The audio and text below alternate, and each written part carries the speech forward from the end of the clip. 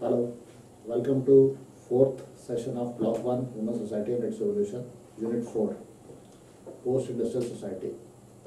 The topics to be covered are: what did this mean?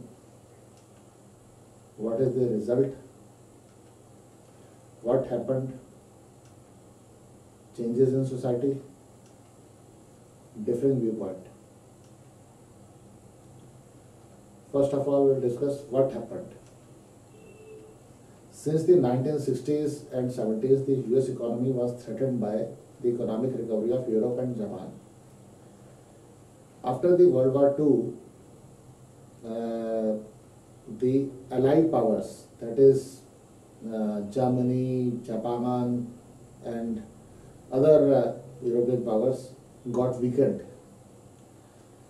जब second world war हुआ उसके बाद में यूरोप और जापान वगैरह ये काफ़ी कमज़ोर बन गए थे, क्योंकि लड़ाई में इनका बड़ा नुकसान हुआ था और अमेरिका जो था वो काफ़ी पावरफुल हो चुका था और वो पूरी दुनिया को कंट्रोल करने की सोच रहा था। मगर 60 और 70 के दशक तक जो यूरोप और जापान है उन्होंने अपने आप को रिकवर कर लिया, काफ़ी मेहनत करी इन लोगों ने और अपनी टेक्नोलॉजी को सुपीरियर बना लिया और उससे अमेरिकन सोसाइटी को, अमेरिकन ट्रेड को, अमेरिकन मार्केट्स को धक्का लगना शुरू हुआ, क्योंकि यहाँ की चीज़ें अच्छी क्वालिटी की आनी शुरू हो चुकी थी। It was also facing the challenge of third world nationalism and an precedence rise of oil prices.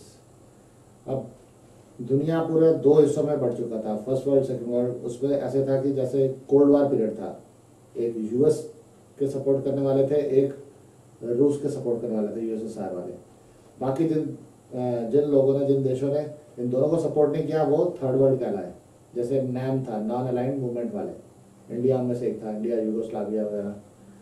तो इनके जो नेशनलिज्म ऊपर आ रहा था और जो ऑयल प्राइसेस थे वो बढ़ते जा रहे थे, इससे यूएस इकोनॉमी को काफ़ी धक्का लगना शुरू हो चुका था। The war in Vietnam had further weakened the US and its economy was losing its competitive advantage. Vietnam war जो हुआ था उसमें भी यूएस को काफी नुकसान हुआ। There had been a rapid growth in the service sector of economy. इस दौरान जो सर्विस सेक्टर, जो टर्शियरी सेक्टर कहते हैं, उसकी ग्रोथ ज्यादा हो गई। प्राइमरी और सेकेंडरी सेक्टर की पहले ग्रोथ होती थी, इस बार टर्शियरी सेक्टर की ग्रोथ होनी शुरू हो चुकी थी। What did this mean? According to Bell, the industrial society was characterized by manufacturing and therefore making of goods. Bell के अनुसार इंडस्ट्रियल सोसाइटी वो थी जिसमें मैन्युफैक्चरिंग का काम ज़्यादा होता था, यानी कि फैक्ट्री में काम होना, रॉ मटेरियल आना और उसका मैन्युफैक्चर प्रोडक्ट होके बाहर को जाना, ये चीज़ थी। A post-industrial society, he says, in contrast, is one primarily involved in the processing of information and controlling the directions of communication. उसने कहा कि पोस्ट इंडस्ट्रियल सोसाइटी इससे बिल्कुल अलग ये हुई कि वो इंफॉर्मेशन को प्रोसेस करती है और उसका जो है कम्युनिकेशन करना है वो कंट्रोल करना है सारी डायरेक्शंस के लिए। Following things occur in the arc of technology in the post industrial society. पहला, all systems up till now mechanical became electromechanical and then electronic. अब तक जो थे, जो फैक्ट्री का जो जमाना था, जो इंडस्ट्रियलाइजेशन वाला जमाना था, उसमें सारी चीजें मैकेनिकल थी। जैसे कोई चीज बनाई है, इस तरीके से बनी है, ऐसी मशीन है, इसका ये रिजल्ट आ रहा है, वो मशीन से हम ये फायदा उठा सकते हैं, बस ऐसा था। बट अब उसको और श्रिंक कर दिया गया, इन्वेंशन ऐसी हुई कि उसे और श्रिंक कर दिया। जैसे इलेक्ट्रोमैकेनिकल का जमाना आ गया और फिर इलेक्ट्रॉनिक वो बन गया सारा कुछ।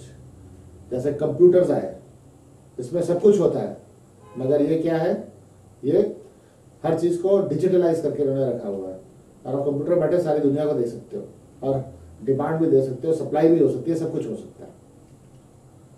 The idea of miniaturisation comes into play. Miniaturisation मतलब कि छोटे से छोटा करना, ऐसे पार्टिकल कर देना जिसमें हो सकता है हम अपनी आंखों से ना देख सके, हमें उससे माइक्रोस्कोप से देखना पड़े, लेंस से देखना पड़े, जिसकी जरूरत नहीं है, हमारे सामने तो सीधा रिजल्ट आ रहा है, वो उसके बैकग्राउंड में चल रहा है। And the last is digitisation.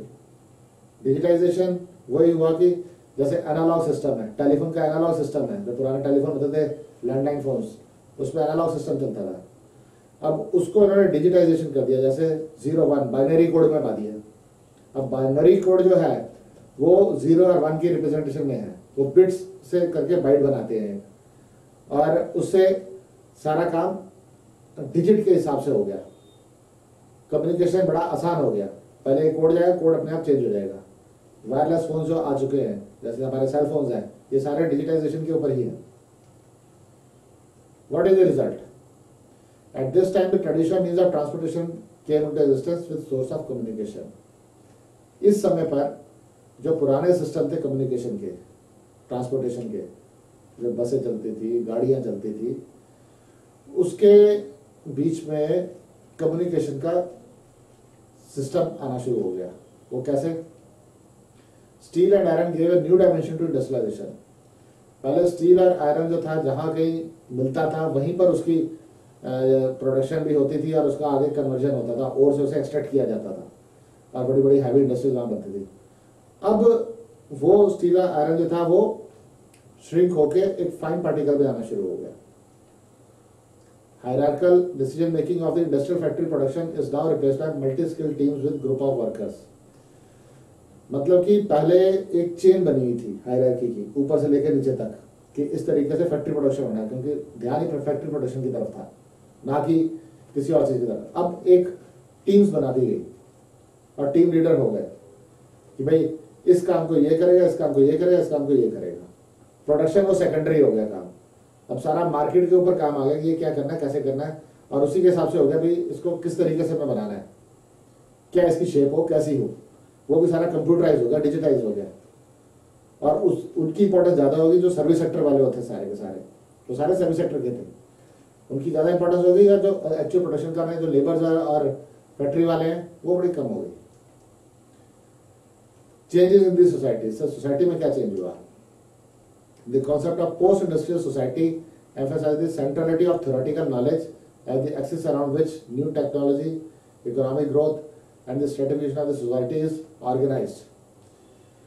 इसका मतलब है कि इन्होंने जो theoretical knowledge थी, जो सोसाइटी post-industrial सोसाइटी थी, उसका न्यू टेक्नोलॉजी के ऊपर जो था वो ज़्यादा उनका ध्यान पड़ना शुरू हो गया, और उससे एक जो दूर दूर के चैनल थे वो सारे कम हो गए, और उस हिसाब से जो मिनिएचर टेक्नोलॉजी जो थी, जो कंप्यूटराइज टेक्नोलॉजी थी, या डिजिटाइजेशन वाली टेक्नोलॉजी थी, वो आगे बढ़नी शुरू हो गई।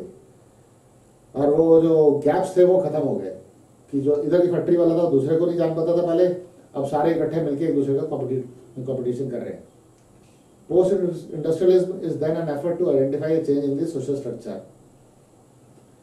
अब जब पोस्ट इंडस्ट्रियलाइजेशन हुआ, वो उससे सोशल स्ट्रक्चर भी एक तरीके से चेंज होना शुरू हो गया। अब लोग सर्विस सेक्टर की तरफ ज्यादा जा रहे थे, टर्शियरी सेक्टर की तरफ ज्यादा जा रहे थे, तो उधर से वो एक ग्रुप बैठ के वहीं से ऑब्जर्व करता है कि क्या करना चाहिए, क्या नहीं करना चाहिए। कोई ऐसा नहीं था कि पहले मार्केट सर्वे हुआ, उधर जाकर मैंने ये कर दिया। अब वहां पर एक टीम बैठी, वही इसको एनालाइज कर रही है, क्या करना है, कैसे करना है। और सर्विस क्लास में लोगों का एक टाइम बन गया, इस टाइम पे आना है, इस टाइम पे जाना है, और वही चीजें मार्केट में डिस्कस होती थी। एक ही बिल्डिंग में कई ऑफिस हो सकते हैं जो सेम काम को देख रहे हो और अलग अलग कंपनी को बिलोंग करते हो, और उनका एक कल्चर हो गया, किस टाइम पे जाना है, इस टाइम पे पार्टी करनी है, इस टाइम पे ऐसे करना है, वो करना है। उनका रहने खाने पीने का सारा सिस्टम हट गया पहले वालों से। जैसे अब पहले लोग जल्दी सो जाते थे, अब लोग ज़्यादातर लेट सोते हैं, ज़्यादातर लोग रात को काम करते हैं। जो कॉल सेंटर्स है वहां पर रात को काम होता है, तो वहां पर कुछ और ही माहौल बन गया है, दिन में भी रात होती है। The post industrial society sees the continuation of the trends of industrial society in a historical sense. अब जो इंडस्ट्रियल सोसाइटी का इन्होंने हिस्ट्री देखी, ये उधर से ही नेचुरली ये आगे को फ्लो करके आ रहा है पोस्ट इंडस्ट्रियल सोसाइटी, ना कि ये अलग तरीके से एक अलग चीज निकली है। क्योंकि अगर पहले फैक्ट्रियां बनी, फैक्ट्री में प्रोडक्शन हुआ, धीरे धीरे मार्केट में गया, पर मार्केट में भी क्या चीज आएगी, लोग टेस्ट भी अलग होते हैं, आगे कंपटीशन भी होता है, कंपटीशन से धीरे धीरे वो और चीज अच्छी फाइन होती गई, उसके लिए कंप्यूटर्स भी आ गए, और कंप्यूटर से चीज़ें नज़दीक होती गई। अब आसपास बैठे दो लोग एक ही अलग अलग कंपनी के हो सकते हैं, पर वो कंपनियां चला रहे हैं। तो इन चीज़ों से एक हिस्ट्री से हमारा कनेक्शन कड़ी बाइज कड़ी जुड़ता गया। Differing views, here it might be useful to compare the views of JK Galbraith on this emerging society. JK Galbraith ने 60s और 70s के बारे में बोला है, जबकि बेल ने 80s और 90s के बारे में बोला है, जब ये ट्रेंड चेंज हुआ, मिनिएचर में आ गया। It is clear that Galbraith is speaking of developments in the 60s and 70s, whereas Bell is more sensitive to what has happened in 1980s and 1990s. Bell ने उसके बाद के हिसाब से post industrial society बताई। 60s-70s तक तो अभी ये ट्रांजिशन फेज था, तब तक तो प्रोडक्शन ही इंपॉर्टेंट था। अब वो प्रोडक्शन से टर्शियरी सेक्टर शुरू हो चुका था, और टर्शियरी सेक्टर के ऊपर ज़्यादा इंपॉर्टेंस है। अभी भी लोग मल्टीनेशनल कॉर्पोरेशन में जाना चाहते हैं। क्यों जाना चाहते हैं? इसलिए जाना चाहते हैं क्योंकि वो एक सर्विस सेक्टर है, वहाँ पर कोई प्रोडक्शन नहीं है, वहाँ पर कोई आपकी वो वाली स्किल्स नहीं होगी, हमने ये चीज़ बना ली, हमने ये चीज़ बना ली। मैकेनिकल इंजीनियरिंग आजकल बच्चे प्रेफर नहीं करते, वो प्रेफर करते हैं कंप्यूटर इंजीनियरिंग, कंप्यूटर साइंस। जो बड़े बड़े आजकल AIEEE एग्जाम वगैरह होते हैं, जिसमें सबसे टॉप पे जो चल रहा है वो कंप्यूटर साइंस चल रहा है। आजकल मैकेनिकल इंजीनियरिंग सबको सबसे लास्ट में होता है, उसमें एडमिशन भी नहीं होती, बड़े कम लोग जाते हैं। तो ये इसका यही ट्रेंड है कि लोग सर्विस सेक्टर की तरफ ज़्यादा इंटरेस्टेड है। Thank you. This is the end of session 4। Thank you.